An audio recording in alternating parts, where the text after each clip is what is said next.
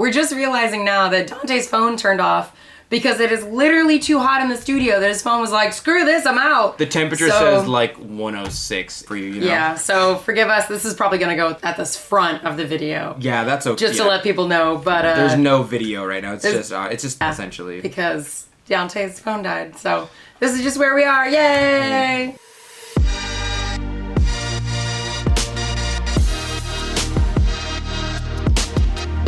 This is The Mud Peddlers, a podcast where two nerdy ceramic artists share the behind the scenes of their worlds of clay.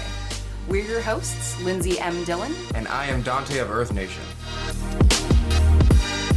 Today on The Mud Peddlers, we are finally getting to part 2 of our photography/videography session. And first of all, you can probably hear my voice is well and truly screwed because I protested so loud at the Roe v. Wade protests. I am pro-choice, and I screamed so loud that I screwed up my voice, but we're here for it anyway. So this week we're going to be discussing photography, but mostly like videography and short form video. Right. So since you kind of do YouTube, and as of yet I haven't done YouTube videos beyond just the Mud Peddlers on YouTube. Yes. Why don't you share a little bit about kind of how you prepare your content, how do you set up the video? Because I know for myself, one of the biggest things that always stops me from actually recording my work, especially for YouTube, is that it's just like, I can't wrap my head around like, okay, what do the shots need to be? How do I film everything? For me, it's much easier to do like reels and like short form video, and I have my own like prep for that I'll go into. Yeah. But tell me your secrets. Well, there's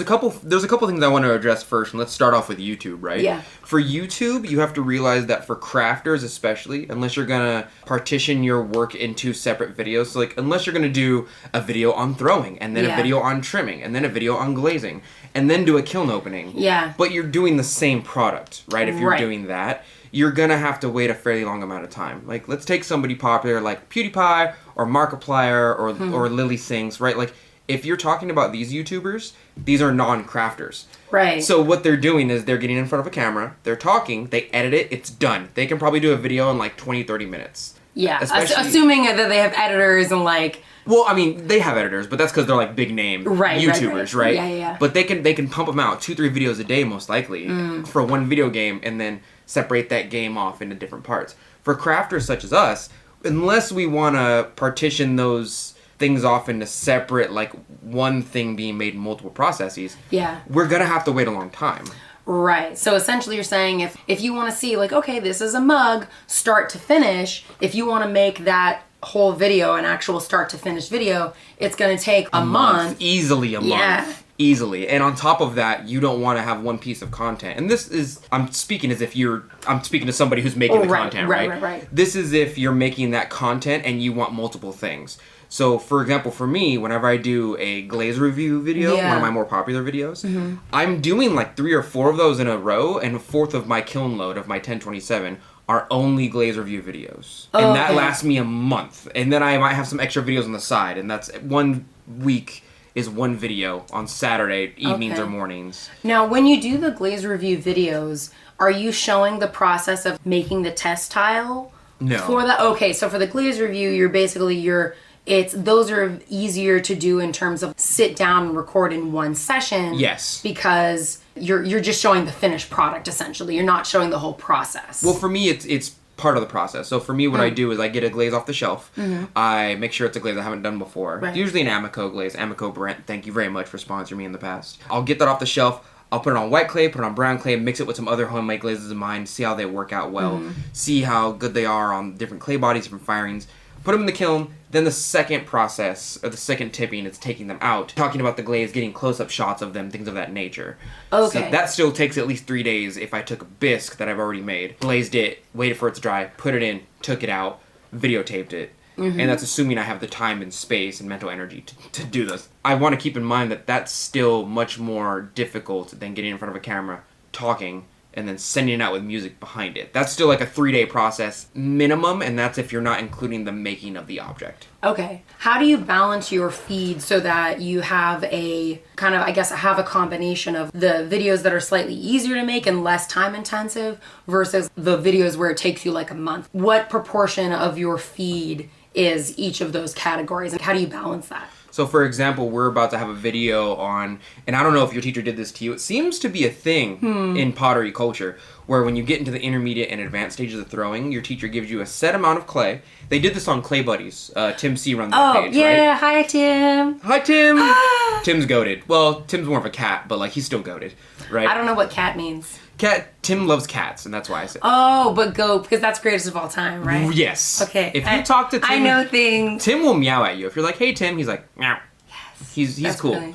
I still love that he called me eyebrows at Insika because apparently I have very intense eyebrows. So I'd just be walking on the hall and I'd hear, "Hey, eyebrows," and I'm like, "That motherfucker." I love it, Tim. You with the face. You with the face. Not the weirdest nickname I've ever had. So I'll take eyebrows. Yeah, anyway, carry 100%. On. There seems to be this thing in pottery culture where teachers will give you like 1.5 pounds to 2 pounds of clay, and they'll say, make a 12-inch cylinder with that. Oh, yeah. Yeah, so you know what that is. Yeah. Yoshio put me through that. I've seen multiple classes do that to students, and I thought it was like a me thing. I thought like I just had a phenomenal teacher. This seems to be a thing throughout like pottery culture, where they go like, oh, okay, do this. The crazy thing is Yoshio pulled up another 4 inches after that. Oh my god. It was like a pound, maybe almost 2 pounds of clay, and I pulled 12, and I was like, that was difficult. And he cut it off and was like, check it out.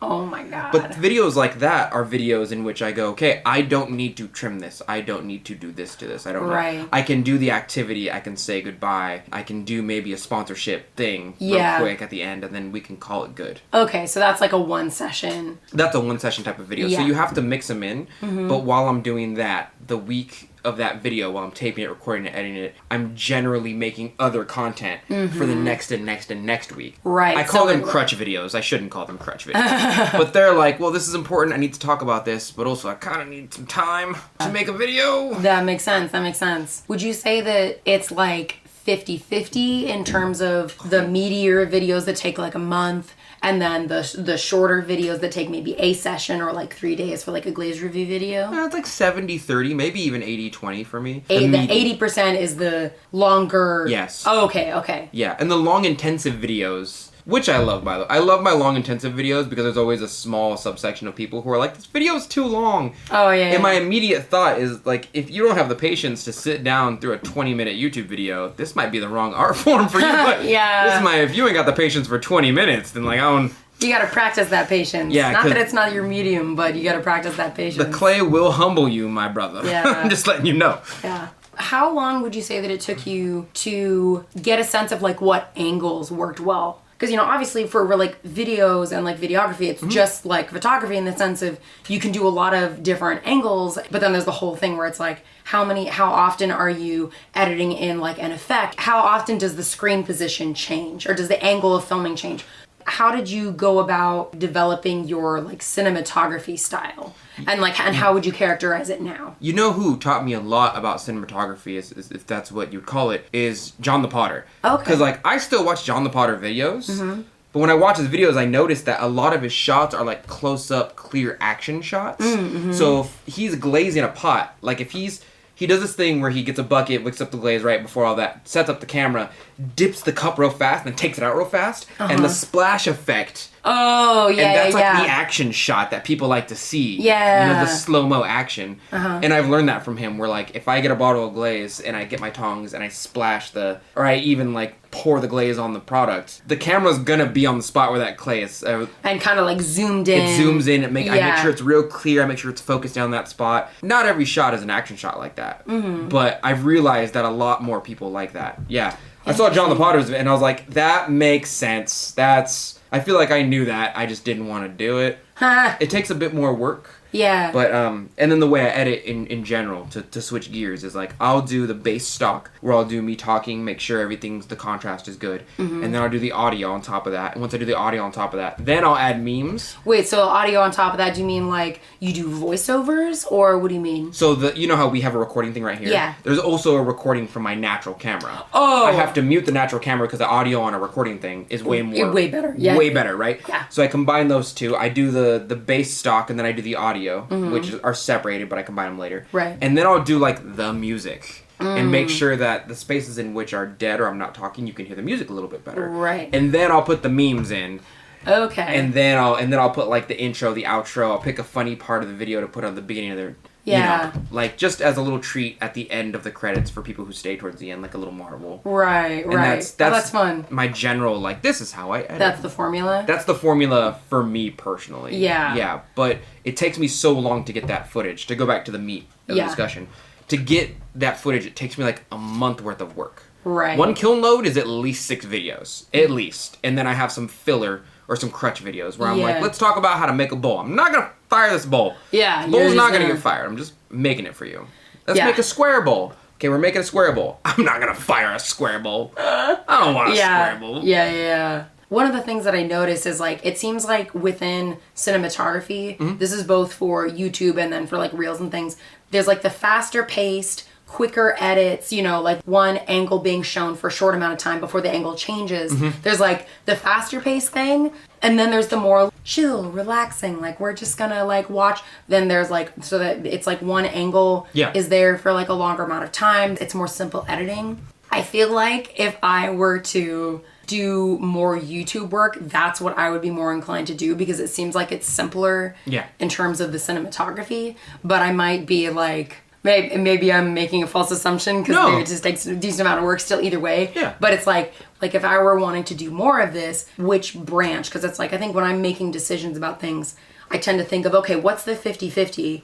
And between the 50-50, what do I want to go more towards? And I tend to think, okay, I want to go like slower paced, even though when I do reels, I tend to, when I post the videos on my stories, I tend to do less quick edits, but when I post it to reels, because one of the things that I've heard is people don't always want to watch a whole full minute reel. They can't. They can't.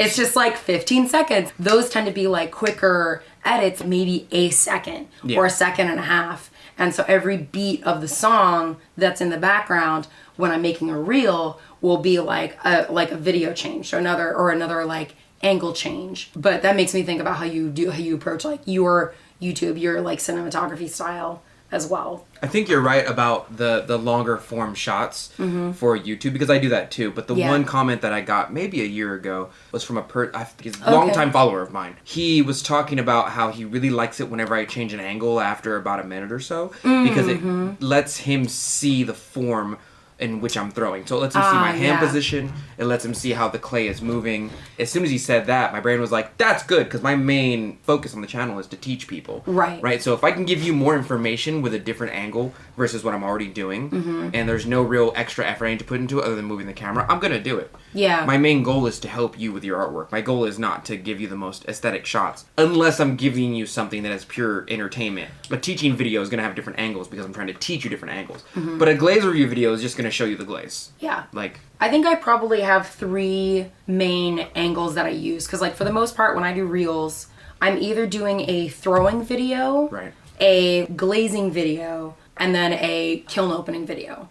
And for the glaze video, because like, again, even though just changing the camera angle shouldn't be a big deal, in my brain sometimes, if I'm just like, man, I just want to sit down and work, I don't want to have to worry about filming stuff, the idea of having to change the camera angle a few different times makes me just go, screw it, I'm not going to do any filming. And I think that's one of the things that I struggle with a lot, is like pushing past that like resistance. So what has been a happy medium for me so far is like, so when I'm doing my throwing videos, 90% of the time that video is just going to be like a straight on, or like maybe it's going to be a 3/4 angle, but frankly most of the time it's just a straight on. So you can't really see my hand movements that well, but you're basically getting to see like a well lit shot of this form being thrown, and that's one angle. It tends to be a little bit wider. It's not super close up. Yeah. When I'm doing the glazing reels, that tends to be from like it's closer, but it's like a higher 3/4 angle coming down, so you can see my hand movements better, but you can also see like what my hand movements are touching. Right. And it tends to be a lot closer up. They love those close-ups. Really, those close-up shots. Yeah, so I'm like, if I'm applying the wax resist onto the stamp, it's like, it's like nice and close.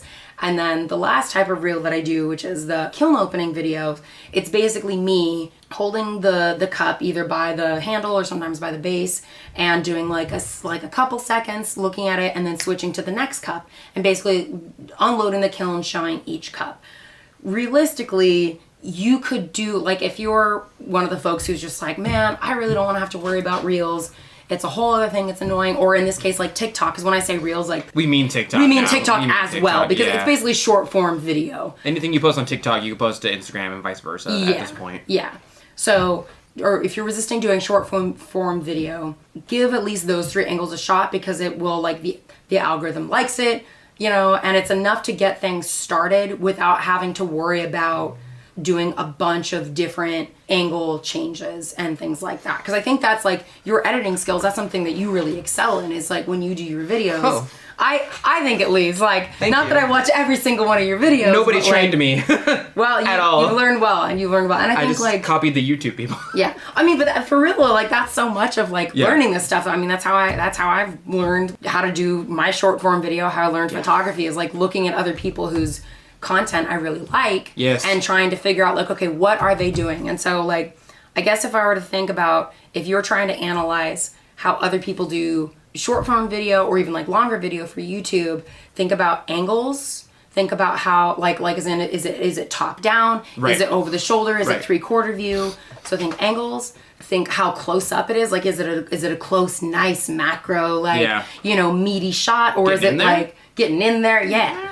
Or is it like more of like a widescreen so you can see like all of the range of motions a little more? Right. So angles, zoom, and like pacing, I think, is the other big thing. Like, how quickly are the shot angles changing, or how quickly are you cutting to a new section of the video? Even if the angle isn't changing, like, are you moving forward every second? Right. Or are the clips like 5 seconds or a minute? Like, how long? So, like, if you're trying to figure out, like, okay, how do I even get started? Those are the 3 things that I would look at. Angles, zoom, and pacing. Lighting. Lighting. Add lighting to Lighting is that. another huge thing. Yeah. Lighting's a huge thing for me that I struggle with in general, is because I love natural lighting. I hate, listen to me now. I hate non-natural lighting. I hate it so much. I have not so many. I had like 2 or 3 people in a couple of my last videos talk about how my videos were a little bit too warm.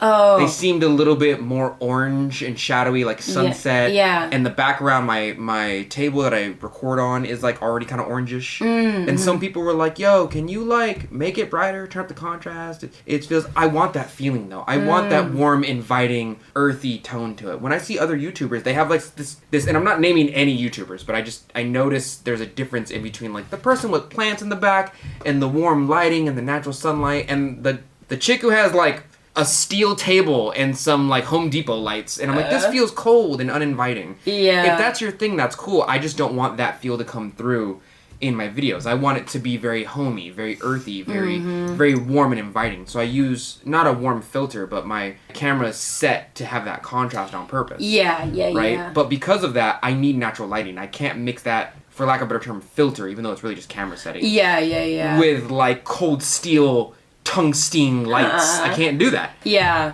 No, that being said, like, I think we're both pretty lucky that like our workspaces have a lot of natural light. Like, if you don't have the option to, to have natural lighting, there are ways to get lighting so that it doesn't have that. Like, if you've been at a dinner table where there's just one central light over the table and it casts like really weird shadows on people's faces. Spaghetti factory ass lights. Yeah. So there's ways to work around that so that you still have good lighting, but it takes more work if you have if you're like working from a basement or working in like a warehouse where there isn't like a lot of natural light. I just want the surround sound lighting. I want the lighting to come from a space so far up above that it touches every bit of the planet. The sun. The sun. But if I have one little light in the corner, it's like, cool, you're about to see 1/4 of a pot, I guess, 1/2 maybe, and I don't know. I just enjoy natural lighting, but you want enough reflective surface, not reflective as in like shiny reflective, just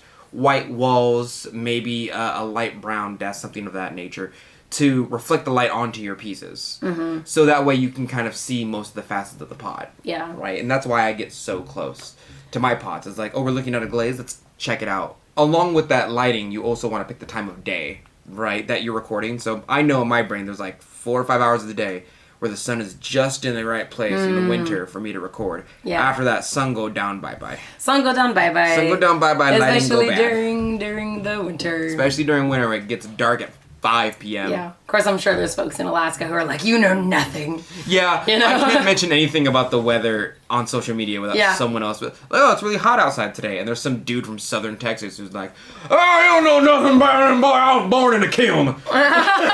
If you were born in a kiln, then you're the ultimate kiln god. You don't know how hot Satan's toe is in my mouth right now. Oh, God. What I think the real, like, holy trinity of making content is, and this is for, like, everyone. It took me a bit of time to get over this because I thought this was, like, cheating to a certain extent, is if you get good at editing video, you can then take portions of those videos and cut them into content for both Twitter, Instagram, YouTube Reels, and TikTok. The only thing that I wonder about is, like, though, because I know, like, I think I've seen you do this for like on your social media, but like one of the biggest things for me is like YouTube videos have to be landscape, but Reels it's all portrait mode, or it looks kind of weird. Gonna lie. I have no opinion on this because I have an opinion on this. Tell me. Like my opinion towards almost all video is that it must be landscaped unless it's a picture of you, because portrait mode is for portraits and everything else is a landscape. Like, even when I take pictures of my pottery, God intended it to be on landscape. It says in Leviticus New Age that you should always... New Age. I'm sorry, in a new Bible. Where people actually read the whole thing and follow the rules. Where it says, always landscape unless portrait. Most people disagree with this. Yeah, but, I mean, because, like, all of the reels and stuff... Yeah, they're all portrait mode, and it's...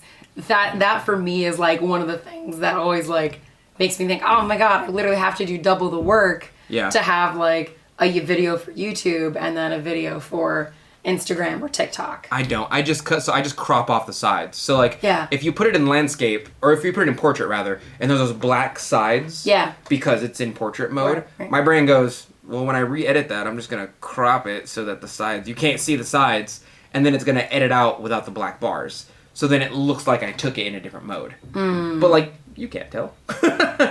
Only when I forget to do it can you tell, which is a lot of the time. Yeah, that's fair. That's fair. Which is a good portion of the time. Yeah.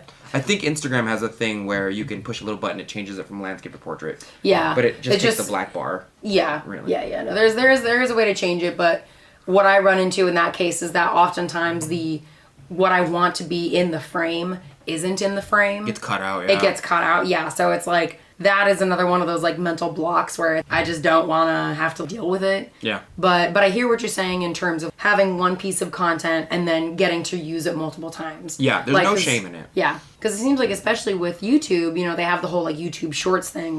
TikTok's for YouTube. It's TikTok's for YouTube, yeah. That's kind of nice that that's an option. And then of course for Instagram, what I often like doing is I'll make a longer video for my stories and then do a shorter version of it as a reel and then move that over to TikTok. Yeah. So it's like, if you look at my stories, you get a little bit more meatier, longer videos. Yeah. But that's like, I'm still feeding the algorithm with like short, like maybe 15 second. I'm trying to get better doing shorter videos. It's hard. Because at first I was like, oh, this is great. I'll take a full minute and I'll show the whole process and people watch it. And then like, and again, this is sort of anecdotal, but what I hear is that people aren't often watching the full minute videos. They want something like shorter. I'm thankful that I have a fan base that has enough appreciation for me trying to help them with their artwork to watch most of the full video. Mm-hmm. But like even in YouTube analytics, it'll tell me the average watch time of every video. Yeah. If it's like 20 minutes, the average watch time is always like 12 minutes. Yeah. Which tells me a large majority of you are not finishing the video. Yeah. Your little serotonin brain is so kicked on all the time and so addicted to any stimulus that you would rather click on another video that you were disinterested in than wait to see the conclusion and reward the center of your brain to see the end of a video. Like, and that's where TikToks and, you know, like Reels thrive, is that type of addictive serotonin feeding click. I don't know. They've just trained us to not pay attention for more than like 15 seconds. Yeah. My boomer grandparents used to complain about how like, oh, yeah, there's commercials every 15 minutes, so your brain's only trained to pay attention 15 minutes. And they were right. But it's worse. It's 15 seconds now. Like, it's way worse now. Yeah. So I'm almost apt to make sure that my content doesn't reach more than like 10 seconds. If I can't finish up the whole process and show it to you in 10 seconds and clip it all into a nice little package with a good thumbnail and make sure it has good contrast with a like mysterious yet funny little caption at the bottom, then, like, I'm not gonna do it. That actually reminds me, that's one section that we haven't really talked about a whole lot yet, but is like trending audio. Because from what I've kind of been able to see, it seems like trending audio is often like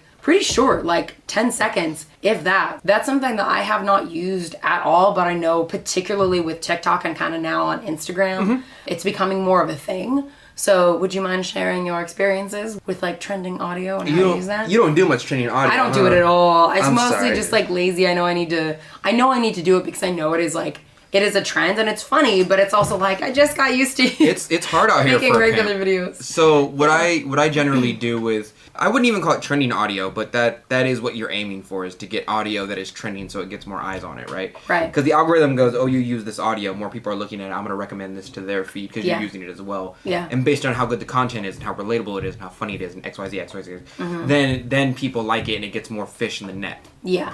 Like, so to speak. So what I generally do is I waste hours of my day on TikTok. My brain power dies slowly. But if I see an audio, if I hear an audio, if I see one of the colors. I see an audio and I listen to the colors, yes. Yeah. If I get an audio clip that I like and I think I can attribute to any part of the audio process, I will then save that audio. I will go through it later, and usually I can reimagine a scenario in which I can apply that to myself. And then I'll just make that, right? And instead of like somebody who does metal work using that audio for themselves, I'll just attribute it to pottery. Right. And that's how I do it on TikTok. So there's a little button on TikTok and Instagram, honestly, in which you can save audio. Yeah. And it'll make a list for you. You go into your profile, you click your saved stuff, looks like a little flag, and then you go down the list and listen to it. And then that's what you make, like the sound is the base of your recipe. Yeah. And then you just make TikToks that relate to that sound based on your craft or situation. You can do it for drawing, you can do it for, you know what I mean? Yeah, so what do you feel like takes more effort? Making a short video where you're showing the process of something, or making a video where you are using trending audio? I stress out far more about making TikTok and Reels with the audio because I see such fantastic content that I feel like little fish, big pond, where I feel like I shouldn't be doing this because, like, what if no one likes it? And sometimes it doesn't catch. The crazy thing is some of the stupidest things catch on. The stupidest stuff will catch on, and then, like, stuff that I'm like, this is really good, this is in-depth, this is meta right here. Nobody will care, like, 12 likes. Yeah. Versus the 10,000 I got on a different post that I'm like, God. That took 5 seconds to make. That idea was dumb. But if I make a YouTube video and I'm explaining the process, I feel comfortable because it's in my wheelhouse. Yeah. But if I'm making a Muscle Man or Scooby-Doo audio on TikTok, my brain is like, this feels cringy. Oh, like, you know what I mean? Yeah. So my brain goes like, I have reservations about doing that. But if the YouTube thing, I'm like, I'm essentially teaching a class for free on YouTube. Yeah. Where I'm just taking one facet of the process and helping people improve their game. Or I'm doing a glaze review or, you know, something like that. So you feel like you have more purpose. So you're less like 100%. Okay. So the trending audio type videos, Yeah. or they take less time. Way less time. But they're more like mentally stressful for you. If I wasn't stressing about it, I could probably make like 3 a day. Yeah. I have tons of audio saved. Yeah. Right? But like, I don't know, just something about it makes me go, don't do that. That's just maybe like, I don't know. I feel like, personally, I am a pseudo teacher of YouTube. The amount of people who consider me their teacher because they don't have a teacher of their own. Senpai. No, there's so many people. There's so many people that call. There's one person who calls me master, and I'm like, you don't have to. Please don't call me. Please don't call me master. Sorry, that's my laugh right now. Unless,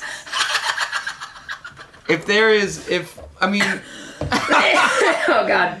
Lindsay's throat's messed up, and if there is anything that would, like, protesting's probably the thing that I'm the most proud of, you know what I mean? Thanks, Senpai.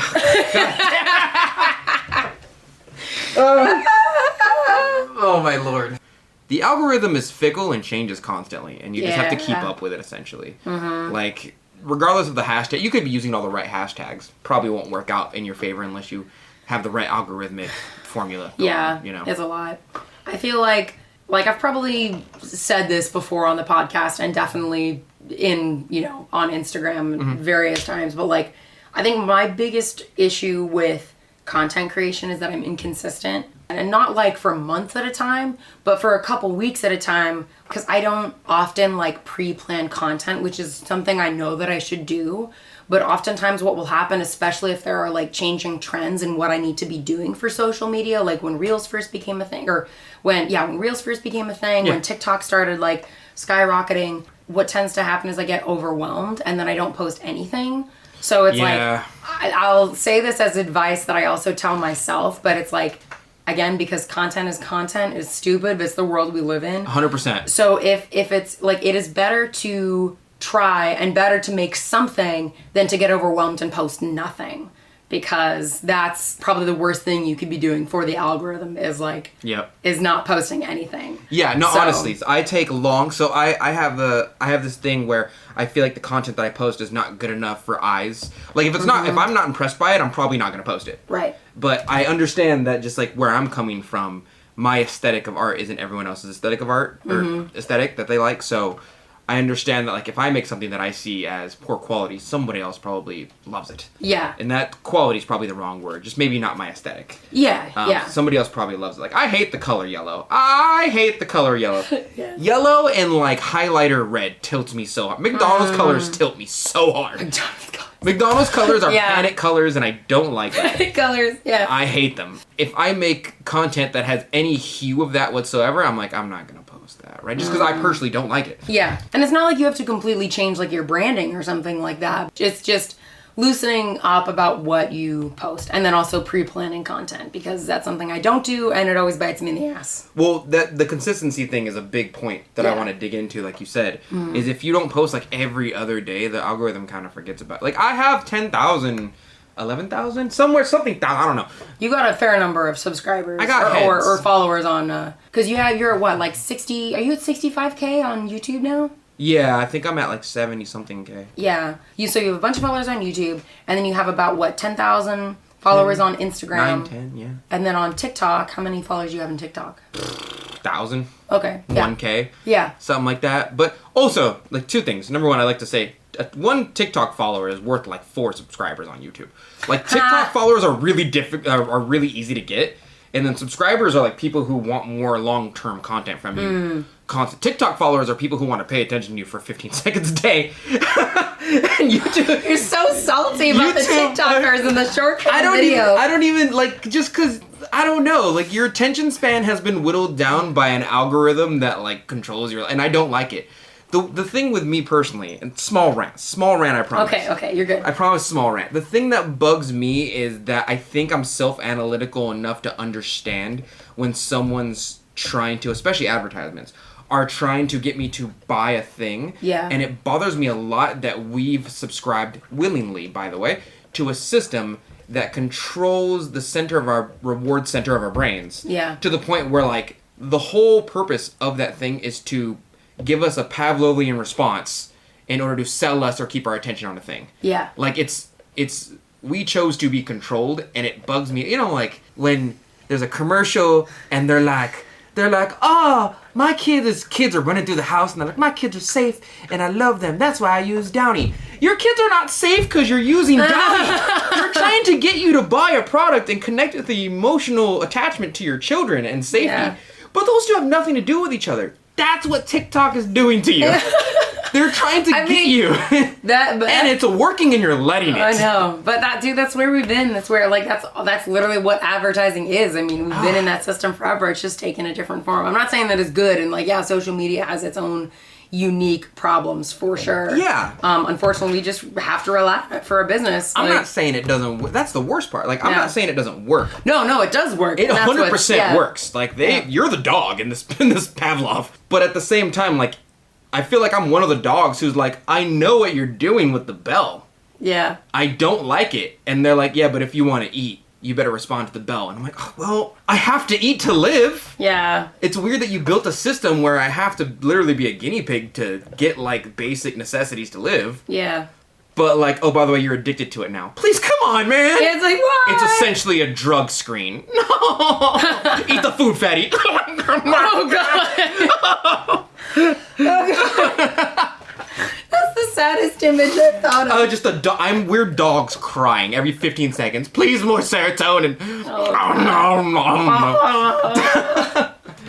That sounds even worse with the way my voice.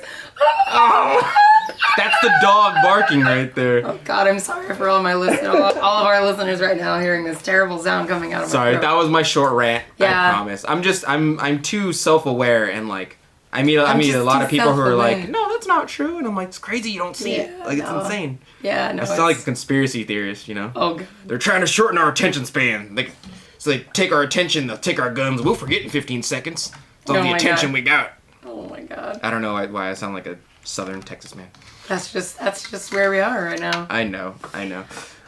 So I would say one of the best things that I can suggest to someone who's trying to get the algorithm on their side, or at least is beginning to kind of work the algorithm, is just take nice, clean pictures with good lighting that you find an aesthetic for that you like. You know, I think we talked about aesthetics on one of the last episodes. Mm-hmm.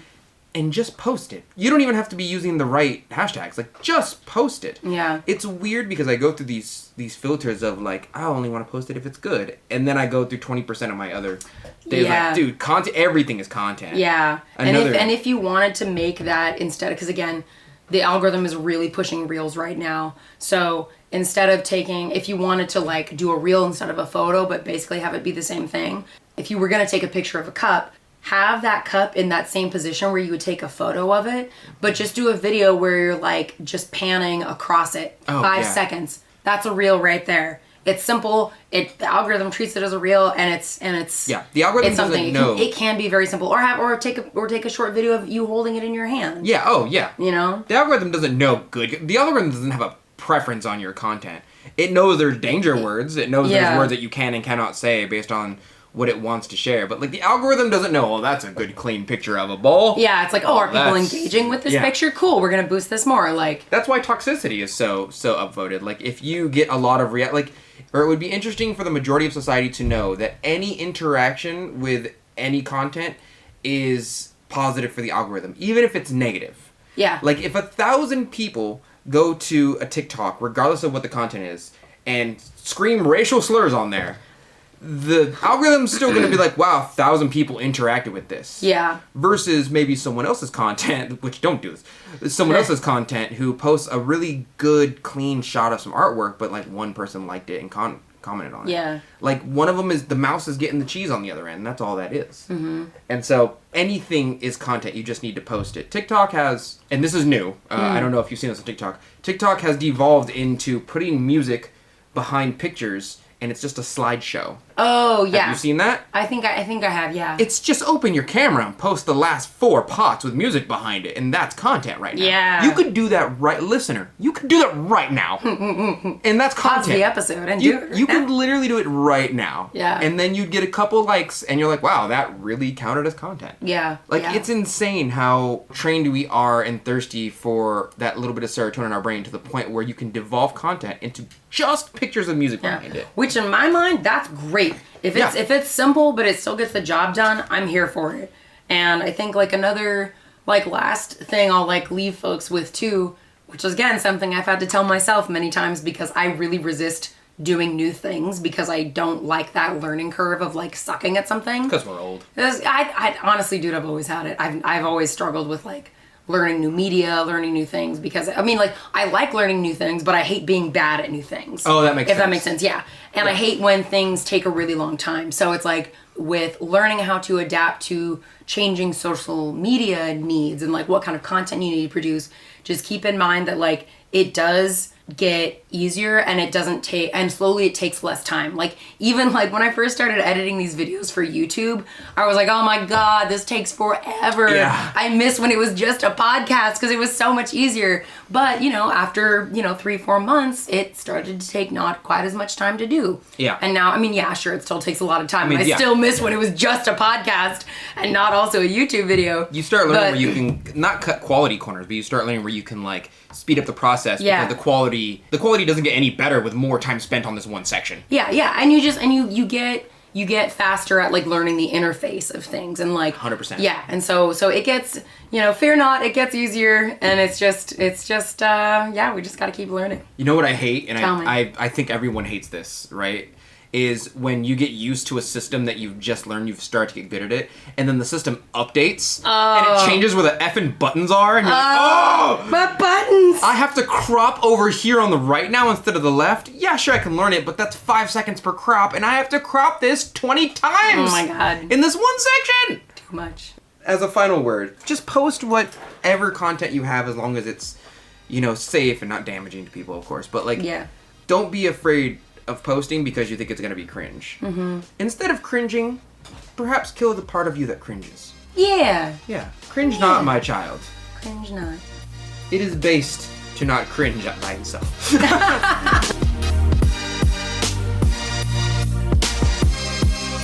And that's it for today. Thank you for listening to The Mud Peddlers with Lindsey M Dillon and Donte of Earth Nation. Want to say hi and see what Donte and I are working on in our studios? Check out the show notes for links to our websites and social media below. You can find me at lindseymdillon.com.